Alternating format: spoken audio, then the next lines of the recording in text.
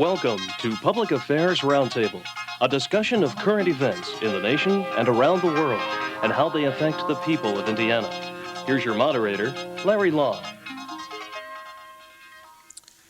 Springtime is graduation time, diploma time, when our high schools and colleges and vocational schools are dumping hundreds of thousands of fresh young faces onto the job market. Today on Public Affairs Roundtable, we're going to take a look at how well we're educating and preparing these people to get and to keep jobs. Our panelists today will be Reed Siebenthal, who is Assistant Director of Placement Services at Ball State University, Bill Mosier, who's with the Department of Marketing at Ball State and supervises the department's internship program, and Walt Berry, who is the Human Resources Administrator for Westinghouse Electric Corporation's facility in Muncie. Bill, things change. If there's anything that is constant, it has changed, and certainly in terms of preparing people for an ever-changing job market, we've got to be looking at new and better ways of doing that sort of thing.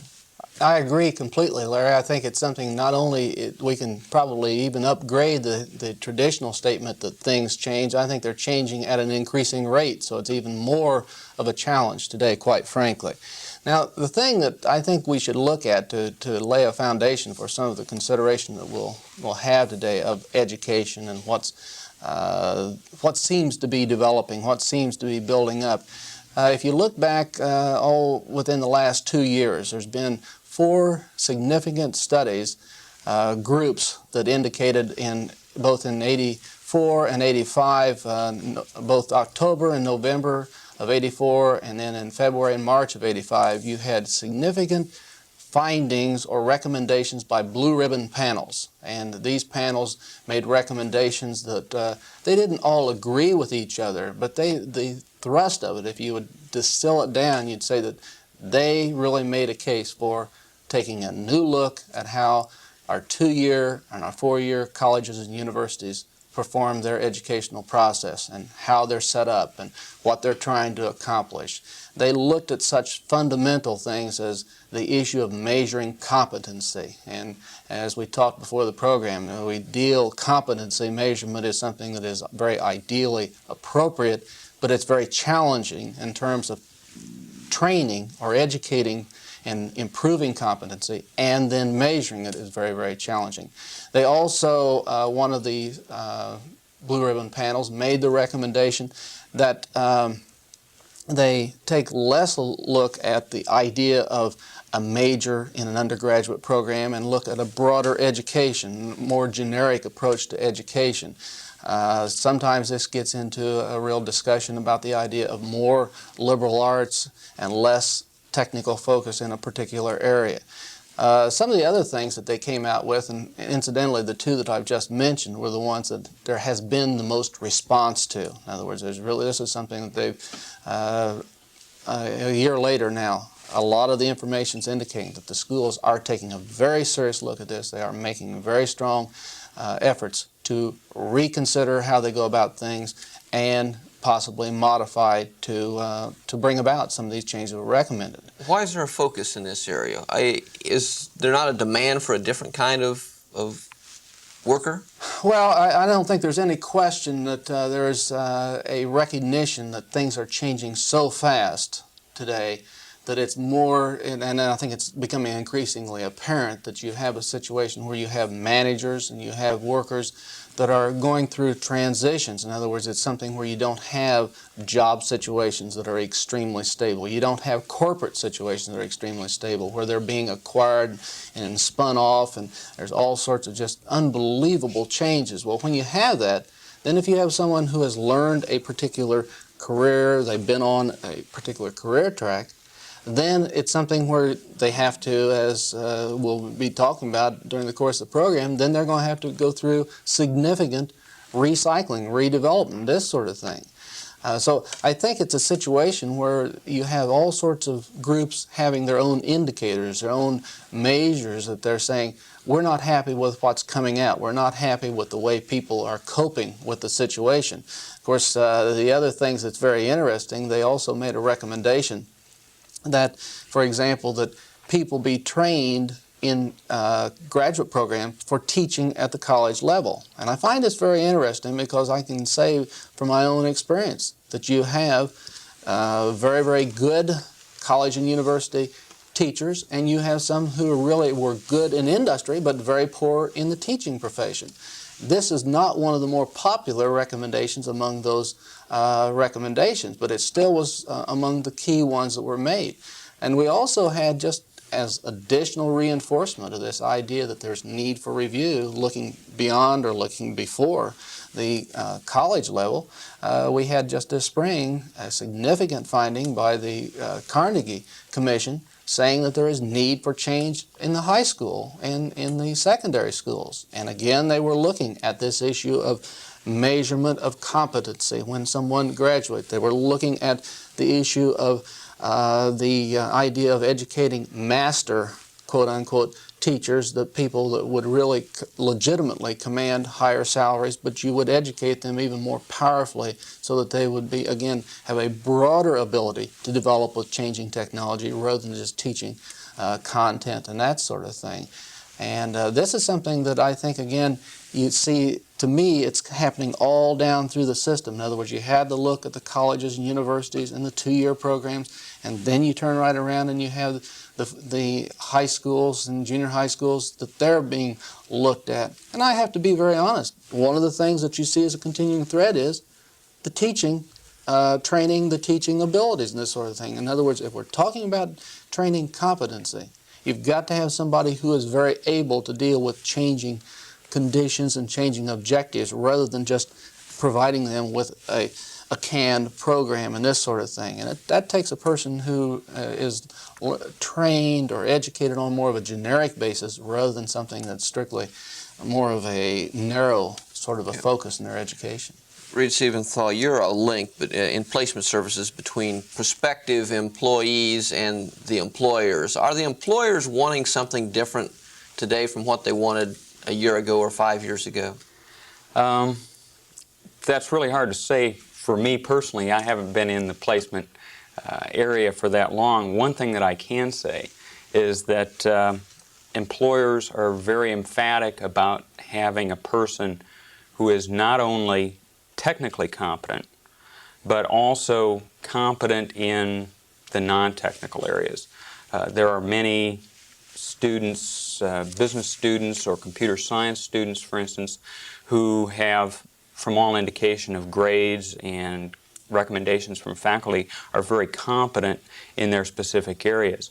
But put together one-to-one with a person, another individual, or a group of people, have difficulties interpersonally.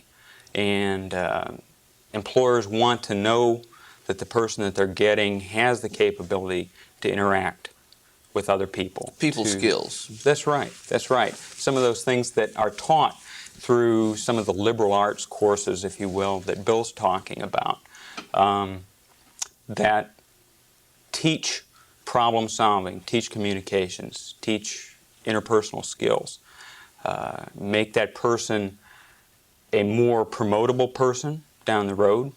We don't expect them to be in entry-level jobs all their lives.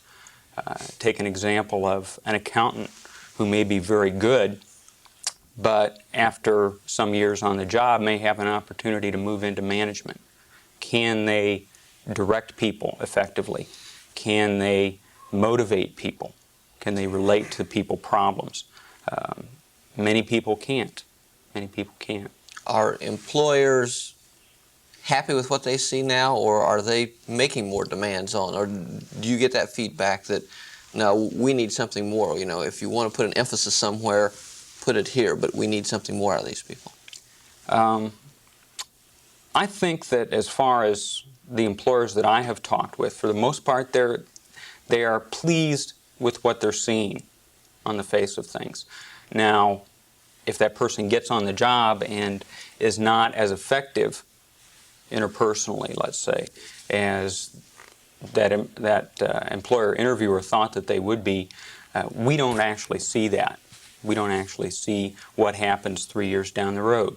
We see what happens in the interview and the response from the interviewer. Most of the times they are pleased, but I can think of many examples of candidates who are very good in terms of their technical expertise and just do not come across to other people well and are going to have some problems in this area. And the message is, get the technical skills that seem to be in demand and make good grades and be a good student, but also develop your interpersonal skills. Is the interview extremely important in a case like that for someone looking for a job? It is. It is. It gives the person a chance to tell and convince that recruiter that they indeed have those skills. You're talking about the importance of getting those skills, and it really is important, I think. I think that whether you are in a liberal arts program or a technical program, you need to look at some moderation. In other words, if you are a liberal arts student, staying strictly with liberal arts courses, I think is going to make it difficult for you to get into the business field. I think that it's important to get your electives, or a certain amount of those anyway, in business courses, in computer courses, so you know what those are about, because you're going to have to deal with those. At the same time, if you're in a technical field, let's say finance, for instance, or computer science, eventually you're going to have to deal with people. You aren't going to sit in front of a computer all day or in front of a group of financial statements. So I think you also, in that case, need to supplement your technical background with some courses in speech and communication, some writing courses, some courses that develop some of the understanding of people, sociology and psychology. It strikes me, Reed, then, the thing that comes to my mind is what you really have then is a student, a person that is coming out of high school, looking at whatever advanced education they're going to get, whether it's starting with a junior college and then moving on to a four-year program or whatever is involved. They need to be, I see a parallel to a marketing, a person who is a marketing manager. They're going to be marketing themselves. A good marketing manager, the first thing they do is research what the market wants. So they need to find out what certain things are that are the most important, that are most valued, and that sort of thing. They need to, as a student then, they need to plan that into their program. They can't just float into the program. They've got to plan it out to some degree. Obviously, there's going to have to be some changes and adjustments, but that's what you do in marketing research. You get feedback from the market, and you readjust and that sort of thing. And I see the parallel where all the way through they're having to do the background research. They go into developing their product, which is themselves, and then later on, what is the interview? It is the last stage of that marketing effort. It's the promotion, it's the communications, and that sort of thing. And obviously, the student who gets the job, the one that is a good candidate for the job, is the one that can sell themselves the best, in other words. And it's not hype. It is communication about themselves. I think there's a big difference there, because if the student can't perform to the level that the selling effort implies, the employer will find that out very quickly and they won't hang on to them. So I think it's really very, very important to carry it through that way. They've got to think about it all the way through, though. It's somewhat of a frustrating thing on our part, in that typically we're dealing with students as they're seniors. Mm-hmm. And by then it's very difficult to do some of those things that will make you a better candidate and a better employee. Whereas we're always looking for ways to reach people as freshmen or the high school seniors coming in. At that point, those people can make the choices. They can look at alternative career paths and decide what interests them and what they might be good at, and do some part-time work, some internships, take appropriate courses that will make them a better candidate, and like I say then, eventually a better employee for that company, that employer. And it's awfully difficult to do that when you're a last quarter senior. By then, the die have been cast. Yeah. Well, it strikes me then that they need to be thinking about this process early. We're freshmen, we're talking about freshmen, sophomore, this sort of thing. Because it's not just when they're a senior that they're going to be interviewing for jobs. they need to be hunting part-time jobs in combination with their schooling. That means then that they could hone their interview skills and their job application skills even while they're going through, not just to get the money that to survive the educational process, but also to hone that interviewing, that marketing ability of their self and that sort of thing all the way through. It should be a 4-year process, or if they have a part-time job and they have to take time off from school to make enough money, it may be a 5-year process. But I think they still are going to be infinitely more marketable if they've done that, as you indicate, possibly have done an internship. That takes some time out. But they still are probably going to be have a better opportunity at getting into a job and evolving with job changes as they develop in the job situation. Well, Barry, not only are young people coming out of these schools competing with one another for jobs, but there are also other people going into the job market who've had jobs for years who are now having to be trained, retrained to do other sorts of things.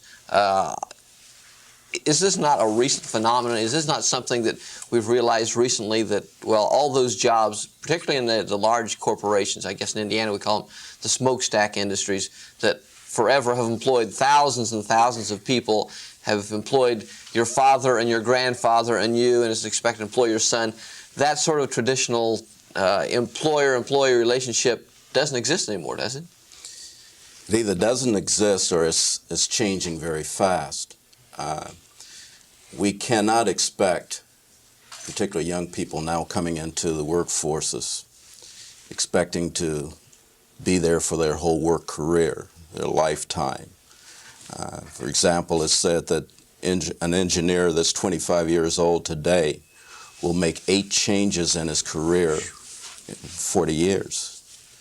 Doing that work career, he'll make 8 changes. Technology has caused a lot of changes. The workforce is not what it used to be, not only in numbers, but the kind of work that's there. The attitudes that you come into the workforce with makes a lot of difference, how you're prepared, and that's what Reed and Bill has been talking about. You have to come in now with the expectancy of making some changes, being able to learn new things and doing some new things. Technology has just caused that many changes to take place, and it's here today, and it's going to be that way. Your first job is really a stepping stone. Your first job isn't forever, but in fact, it's just your first step. With the competition that's there that you mentioned, the person's already in the workforce that's being displaced and is finding it necessary to relocate. Young people coming out of schools ready for entry into the workplace makes a strong competition. It means that both situations, the young and the persons that's been there, are in the workforce before, mean they have some things to do, and most of it keys in on a relearning process and attitudes about relearning and further training. It's a different situation than we used to have in workforces. The training, the retraining end of it, government's getting involved in retraining what they call displaced workers, maybe those who've been laid off who had expected that first job at the auto plant or the steel plant would be forever, just as it was for their father and their grandfather. Corporations are also getting involved in some retraining of workers, either, I guess, more specifically on their site, that, well, we're doing different things, we're more diversified now, and we need more skills. How far are corporations going with that? Can you speak to that? Yes, Larry, employers have always been involved in the training processes. Many billions of dollars go into the training of workers. This is true. Today, with the changing technologies, there's different kinds of training now. Employers are still sharing in that and sharing in it to a great extent in a number of ways, sometimes in-house, other times through outside forces. Most corporations have educational programs for their workers, and certainly when technology changes things, there's opportunities for retraining of those employees. It's a big portion of the dollars that business and the industry use to keep a workforce. Yeah, I assume you really never get an employee who walks on, or very few employees who walk into the plant and have all the skills that you need. That's true. Immediately. In fact, there's an automatic retraining or training at that point for the very specific things that you have. Are there, I don't know, orientation programs? Have they changed over the years to say that, yeah, we need more in this area or more in that area? What we need may have changed to a certain extent. Again, I think it goes back to what Bill was saying. We probably now look for individuals that can make adjustments, that can be quickly trained once they're in-house. That comes from the background, and maybe particularly that we don't have to spend a lot of dollars on retraining, but training in our needs. Someone who's flexible enough, who can in fact do any number of things and can adapt to that sort of any situation. True. In corporations, you'll find that there is a training team, training force. Now, how it's accomplished, there's a number of different ways. Again, by outside trainers, consultants, or in-house trainers. That is a big part of the manufacturing workforce now is training. And again, the emphasis is on the changing technology. It just has to be done. Morally, you're not going to displace a worker and replace him with someone that may have received training in an institution somewhere. There's an obligation to that worker. So there is a great deal of training, retraining that goes on. But doesn't this really put a strong emphasis on the original selection process to identify that person when you first hire them that has this training, the motivation for training, retraining, the willingness and this sort of thing? I mean, isn't it easier to test a person to make sure they have certain knowledge bases, but how do you measure, how do you choose that person? If you have 3 potential new employees, how do you choose the one that is the one that's going to work the best for you in this type of climate would be the challenge that comes to mind, Walt. It is, and that's a real challenge. I think that's why many corporations are now going into, more willingly going into co-op programs and internships so that there's a longer period of time that you can look at individuals before they become permanent hires. Again, the competition is there, and it gives the employer an opportunity to take a look at individuals and select the one that they feel will work in with their family best. Becomes on-the-job testing, in effect, and demonstration, a simulation, if you will, as a test of the best candidate. That's true. And that's part of the interview process and selection of employees. But is this not an extremely expensive process, even the selection process and that sort of thing? Isn't this so expensive that this makes it even more critical that it be effective and that sort of thing? In other words, once you hire someone, then you've got a tremendous investment in that person. So I would imagine that this process is escalated in its importance in terms of the selection, the making the choices, and then making the best use of that person through that orientation that Larry talked about. That's true. So many dollars go into the training of employees that if you don't make good selections, it's just subtracting from the bottom line. Whatever happened to the good old days here, folks, when you went to college, you spent the first 2 or 3 years taking it easy, getting somewhat of an education, but a social atmosphere as well, and then about your senior year, you decide that, well, maybe I'll be looking for a job this year, and I'll start honing my skills for something. Have we not changed the entire focus, perhaps here, that from day one, perhaps when you're in high school, before you select a college, it's just not the community college, it's just not the state college, but it's somewhere else that might develop that special expertise? Do we have to start thinking about that too early? I mean, have we taken the fun out of school? Is that what it is?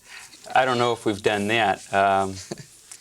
It is a fact that probably over the last 5 to 10 years, young people have become much more career conscious in terms of... By necessity. They've had to. Right. Wanting to know what they're going to be doing when they get out of school, because one of the factors really has been the competition for the jobs. If we look back just a few years, We look at, let's say, the 1982-83 school year, when the competition was so very fierce for the jobs that were available. And I think that hit a lot of people, that a college degree, having that degree in your hand doesn't mean you can walk off the college campus into the job of your choice and live happily ever after. That it doesn't happen that way most of the time. Maybe 15 years ago, 25 years ago, when college degrees weren't as plentiful, that was maybe a very, well, not actually factual, but very close to fact. And the competition anymore means that you really have to be on the ball and have career direction. But I think just as kind of a balance on that, let's face it, reality, employers are also interested in students who can work with other people, and even their participation in some of the campus groups, the social organization, that sort of thing. That person is more employable than someone who is strictly a book person that is very good technically. And so there still is some fun in it that way, because they do have to have some of these extracurricular things to be the more, in other words, if it's two people and you have comparable grades, if a person, one is a B student, the other is an A student, the one B student was very active in some of the campus organizations, and they showed that they could work with other people, they probably would be more employable. There are less individualism in workplaces now than it used to be on jobs. There's more teamwork kinds of jobs and responsibilities. The employees with ability to communicate and to train, to be able to work with other people in problem solutions and this type of thing now is where the real emphasis is when you're looking for employees. Is this the direction? Are we going to see more change toward the technical end of it, or where are we headed? Well, I really still think it's an issue of broad-based competency. I don't think it's going to be strictly technical. I think we have to stay away from that, because that really targets you so much that then you have so many turnovers. But if you learn enough about the developmental process and you're committed to that, I think that's really where the opportunity is going to be for a person, to be adaptable, have the motivation, but also have the ability to deal with that redevelopment, that willingness to go to seminars, participate in whatever opportunity to keep on learning. I think that's the critical issue in the whole thing. If you look at the past few decades, it's evident that the more technology comes into play, the faster things change, the more important those skills, the abilities, the non-technical abilities come into play. Yeah. Okay, we're out of time. Thanks to our panelists, Bill Mosier, Reed Siebenthal, and Walt Berry, for the commentary here today. I'm Larry Lough. Thank you for being with us.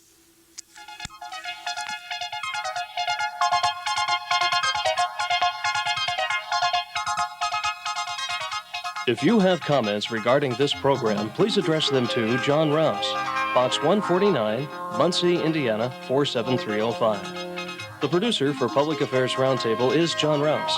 Associate producers are Cecil Bohannon and Bill Mosier. This program is a production of University Media Services, the Department of Political Science, and radio and television stations on the campus of Ball State University in Muncie, Indiana.